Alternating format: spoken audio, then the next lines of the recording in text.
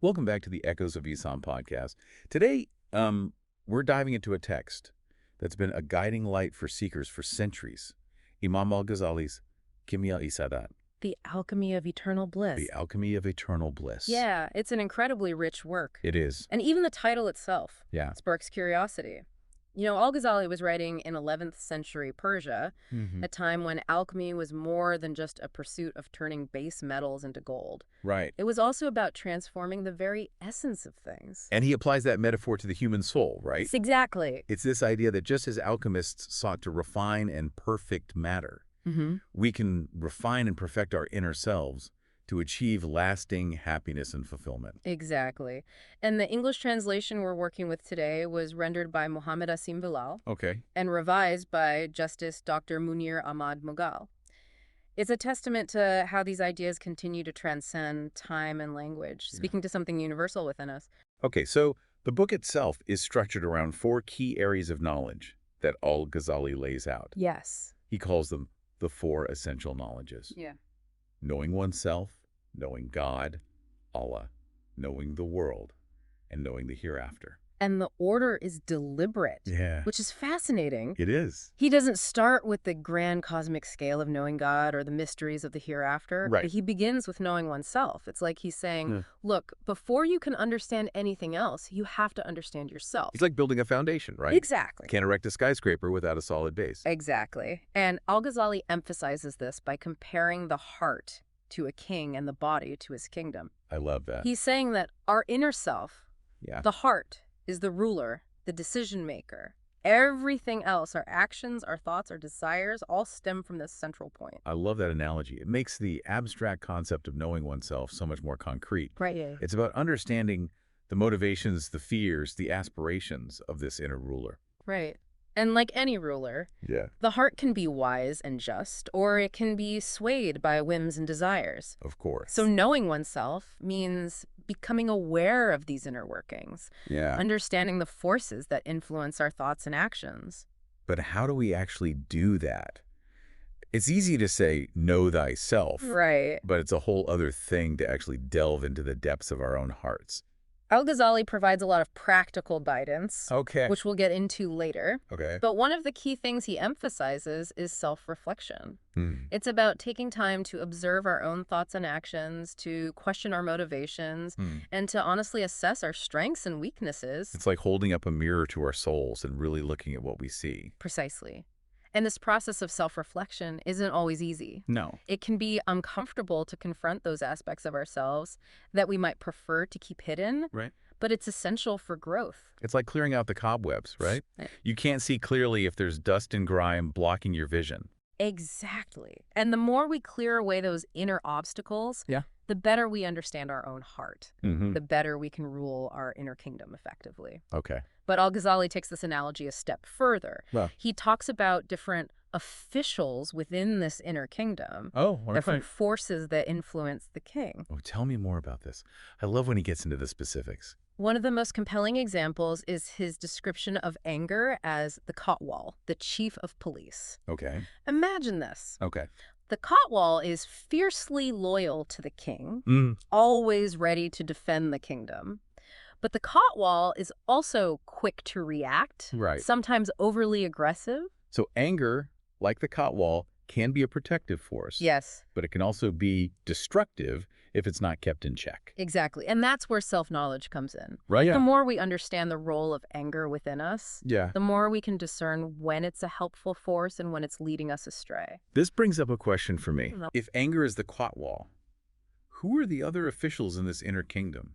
What are the other forces we need to be aware of? Al-Ghazali delves into that as well. He talks about desire, for instance, being a powerful advisor, Okay. capable of influencing the king towards great achievements, but also capable of leading him into dangerous temptations. Right. And he describes reason as a wise counselor who often gets ignored amidst the clamor of other voices. It's like our inner self is a whole court with advisors and ministers vying for the king's attention. It's a brilliant way to understand the complexities of our own minds. It is. And this is just one layer of al-Ghazali's approach to knowing oneself. He goes on to explore the different faculties of the soul, the role of intellect and intuition, and the importance of cultivating virtues. It's incredible how this one analogy, the heart as king, can unpack so much about human psychology and spirituality. It's a testament to al-Ghazali's brilliance as a thinker and a teacher. Yeah. He had this remarkable ability to take complex philosophical concepts and make them accessible and relatable. Right. Through stories and metaphors. And it's not just about intellectual understanding, is it? It's about applying these insights to our lives. Absolutely. Al-Ghazali was deeply concerned with practical spirituality. Yeah. He wanted to provide people with a roadmap for living a life of meaning, purpose, and ultimately eternal bliss. Yeah.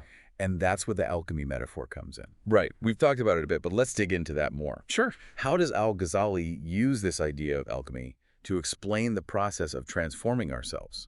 Imagine the alchemists of old, toiling away in their laboratories, seeking to purify base metals into gold.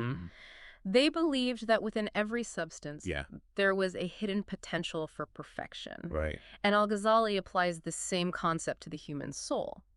He says that within each of us, there's a spark of the divine, potential for purity and goodness. So it's not about becoming something we're not. Right. It's about uncovering and refining what's already there. Exactly. And just as the alchemists used fire and other elements to transform matter, al-Ghazali outlines specific practices and disciplines that can help us to purify our hearts and awaken that divine spark within us. And this process of purification, this is what he refers to as the alchemy of eternal bliss. Precisely. He's saying that just as the alchemists sought to create something precious and enduring, we can, through conscious effort and spiritual practice, transform our inner selves and achieve a state of lasting happiness and fulfillment.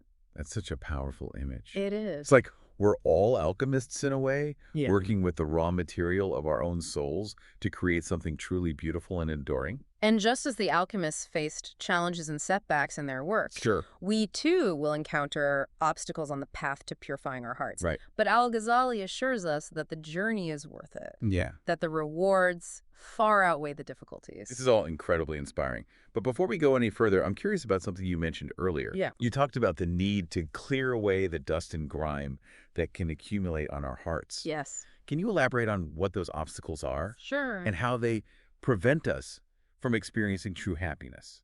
Yeah, it's fascinating to think about those impurities. Yes. What are those vices that al-Ghazali talks about that actually block us from experiencing that bliss, both here and in the hereafter?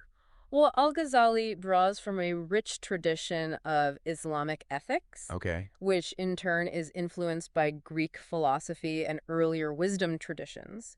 So these aren't just random bad things. They're really ingrained patterns of thought and behavior that lead us away from our true nature. Okay, give me some examples. I'm picturing these vices as almost like chains holding us back. Exactly. Think about arrogance, for instance. In Arabic, it's kib. And it's this inflated sense of self-importance.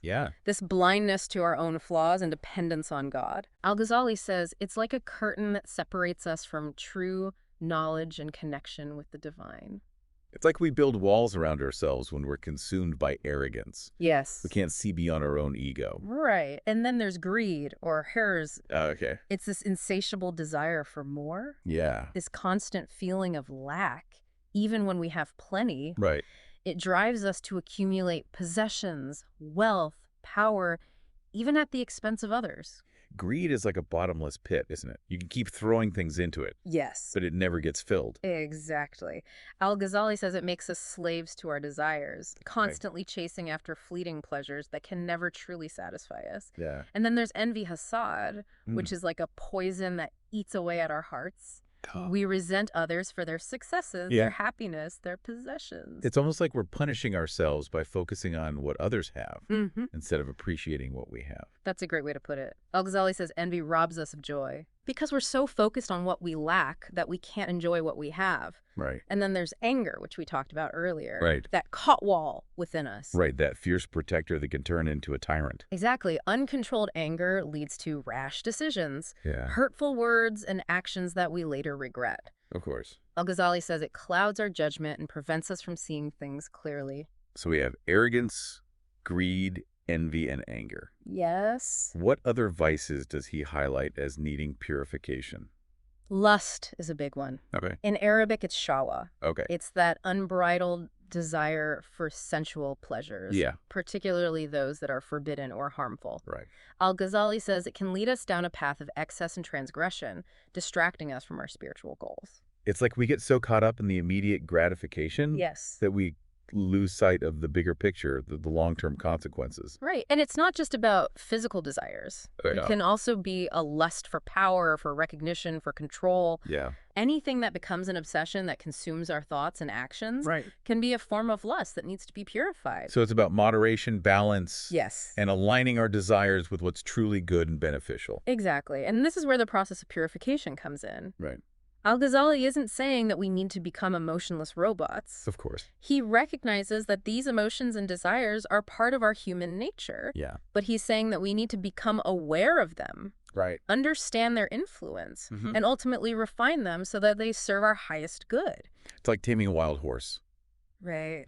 You don't try to get rid of its energy and power, Right. but you channel it in a way that's productive and beneficial. That's a great analogy. Thank you. And just as taming a wild horse requires skill and patience, Sure. purifying our hearts is a gradual process that takes time, Yeah. effort, and commitment. Okay, so we've identified some of the vices that need to be addressed. Yeah. What are the corresponding virtues that we should be cultivating? What are the antidotes to these poisons?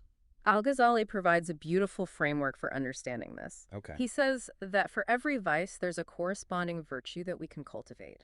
It's like restoring balance to the scales. Okay. So, for instance, the antidote to arrogance is humility, Tuadu. Humility in this context isn't about feeling small or unworthy. Right. It's about recognizing our place in the grand scheme of things. Yes. Acknowledging our limitations and dependence on God. Exactly. It's about seeing ourselves honestly, Yeah. recognizing both our strengths and our weaknesses, and approaching life with a sense of gratitude and awe. It's about being grounded and realistic, not letting our egos inflate beyond measure. Right. And then the opposite of greed is contentment, Kwana. Okay. It's about appreciating what we have, Yeah. being grateful for our blessings, and finding joy in simplicity rather than constantly chasing after more.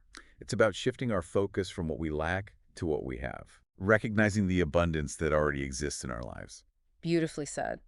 And the antidote to envy is rejoicing in the good fortune of others, or mudarat. Okay. It's about celebrating the successes of others as if they were our own, Yeah. finding joy in their happiness rather than feeling threatened by it.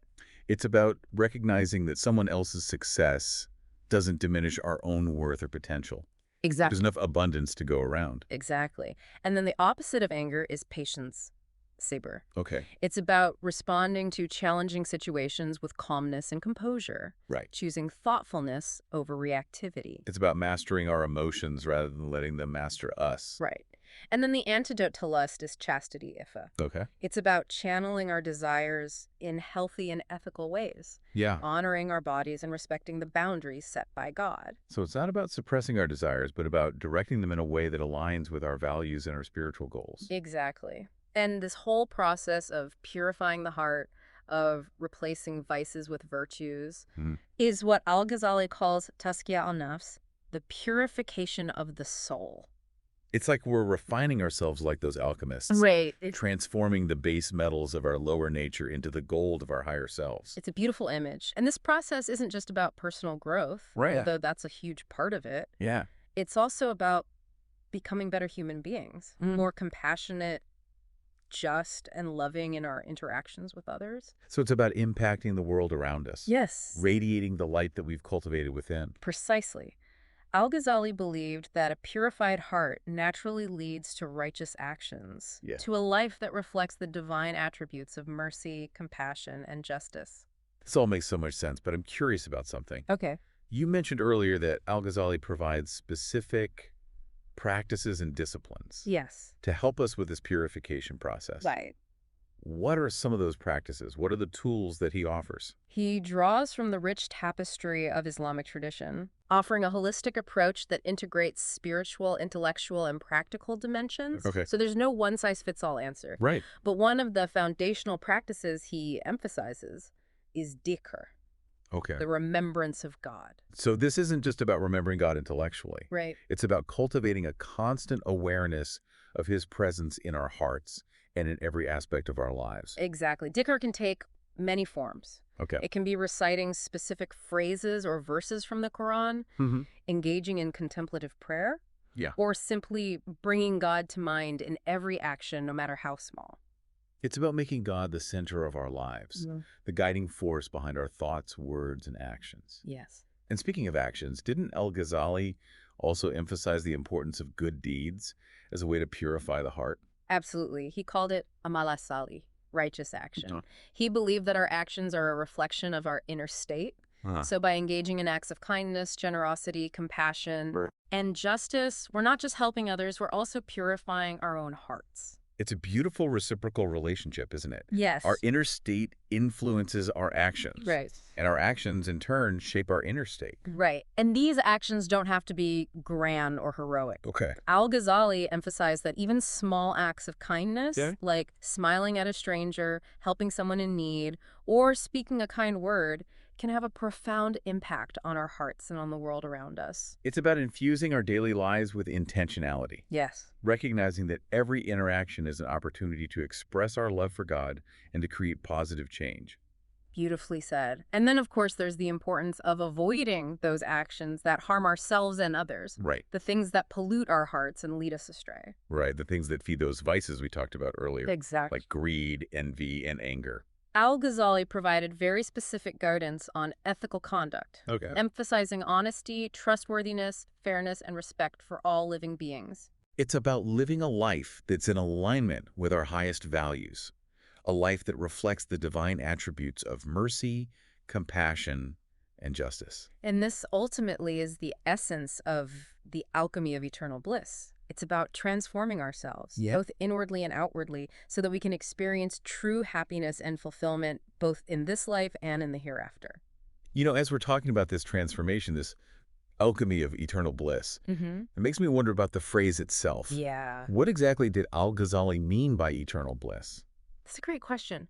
It's easy to assume he's simply referring to paradise after death, Right. the reward for a righteous life. Mm-hmm. And while that's certainly part of it, al-Ghazali's understanding of bliss goes much deeper. Okay. He's talking about a state of being, a way of experiencing life that's available to us here and now. So it's not just a destination, but a way Yeah. of traveling. Right. Like the bliss is the journey itself. Exactly. He's saying that as we purify our hearts, Yeah. as we align our lives with the divine will, we begin to experience a taste of that eternal bliss in this very life. Okay. To find joy not in fleeting pleasures, but in connection with God, Right. in service to others, in the pursuit of knowledge and wisdom. It's like we're tapping into a source of happiness that's not dependent on external circumstances. Yes. It's something that comes from within. Precisely. Al-Ghazali uses the Arabic term sadda for bliss. Okay. It's often translated as happiness, Yeah. but it carries a deeper meaning. It's about flourishing, about living in accordance with our true nature, Okay. about fulfilling our purpose as human beings. So it's not just about feeling good. Right. It's about living a meaningful life, a life that's aligned with what's truly important. Exactly. And that sense of meaning of purpose, Yeah. that's a huge part of what Al-Ghazali is pointing to when he talks about eternal bliss. Yeah. He believed that we're not just random beings thrown into existence. We were created by God, and we have a specific purpose to know, love, and serve him. And that's where the real happiness, the true bliss, comes from. He would say so. It's in that alignment, that Yeah. connection that we find our truest selves. It's like a key fitting into a lock. Okay. When we live in accordance with our purpose, everything falls into place. Yeah. We experience a sense of peace, contentment, and joy that transcends the ups and downs of worldly life. It sounds incredibly liberating, It is. but it also sounds really challenging. It can be. Especially in the world we live in. There's so much noise, Mm-hmm. so much distraction, Yes. so much pressure to chase after things that ultimately don't bring lasting happiness. Right. How do we even begin to cultivate that kind of inner peace and bliss amidst all of that? Al-Ghazali provides a lot of practical guidance. He emphasizes the importance of creating space for stillness and reflection in our lives. Okay. In a world that's constantly pushing us to do more, Yeah. be more, have more, he reminds us of the importance of simply being. So it's about carving out time for practices like prayer, meditation, contemplation, anything that helps us to quiet the mind and connect with our inner self. Exactly. He also talks about the importance of surrounding ourselves with people who support our spiritual growth, Okay. people who inspire us to be better versions of ourselves. It's about creating a community of support, Yes. a network of like-minded individuals who can encourage us on the path. Right. And he emphasizes the need to be mindful of what we consume, Okay. not just in terms of food and drink, but also in terms of information, entertainment, and social interactions. It's about being selective, discerning what nourishes our souls and what depletes us. Exactly. It's about creating a lifestyle that supports our spiritual goals, Yeah. that helps us to cultivate those qualities that lead to lasting happiness and fulfillment. This all makes so much sense. It does. It's like Al-Ghazali is providing us with a toolkit for living a more intentional, mindful, and fulfilling life. He is. But what about when things get tough? Yes. We all face challenges, setbacks, even tragedies in life. How can we hold on to that sense of bliss when we're going through difficult times? That's a crucial question. It is. And it's one that Al-Ghazali addresses directly. Okay. He doesn't sugarcoat the realities of life. Right. He acknowledges that suffering is a part of the human experience. So it's not about pretending that everything is always rosy? Not at all. In fact, he argues that suffering can be a powerful catalyst for spiritual growth. Okay. It can force us to confront our attachments, our illusions, our limited perspectives. It's like the fire that refines gold. Yes. Burning away impurities and revealing its true beauty. Exactly. Al-Ghazali says that when we face challenges with faith and patience, Yeah. we emerge stronger, more resilient, more compassionate. Okay. He encourages us to see difficulties as opportunities to deepen our trust in God, to surrender to His will, and to find meaning and purpose even in the midst of pain. It's about shifting our perspective. Yes. Seeing challenges not as punishments, but as opportunities for growth and transformation. Right. And he reminds us that God is always with us, even in the darkest of times. Right. He's a source of comfort, guidance, and strength. It's like knowing that even when we're going through the storm, Yeah. we're not alone. Exactly. And that knowledge can be incredibly empowering. It is. It can help us to face our challenges with courage, grace, and even a sense of gratitude. This has been such an incredible deep dive. It has. It feels like we've only just scratched the surface of Al-Ghazali's work. Right. But even in this short time, I feel like I've gained so much insight and inspiration. I agree. His Alchemy of Eternal Bliss is a gift that keeps on giving. Yes. It is a text that can be revisited again and again each time, revealing new layers of meaning and guidance. And I hope that our listeners will be inspired to explore it further and to discover for themselves the transformative power of his teachings. Absolutely. Yeah. And if there's one key takeaway from this deep dive, Yes. it's that eternal bliss isn't some far-off destination. It's a state of being that's available to us right here, right now. It is. It's about purifying our hearts, aligning our lives with the divine will, and experiencing the world through a lens of love, Yes. gratitude, and wonder. Beautiful. So as we wrap up this episode, Okay. I want to leave our listeners with a question to ponder. Okay. What steps can you take today to cultivate a little more bliss in your own life? What practices can you embrace? What choices can you make to awaken that spark of the divine within you? May this deep dive inspire you to embark on your own journey of transformation and to discover the boundless possibilities of the human heart. Thanks for joining us on the Echoes of Ihsan podcast. Until next time, may peace and blessings be upon you.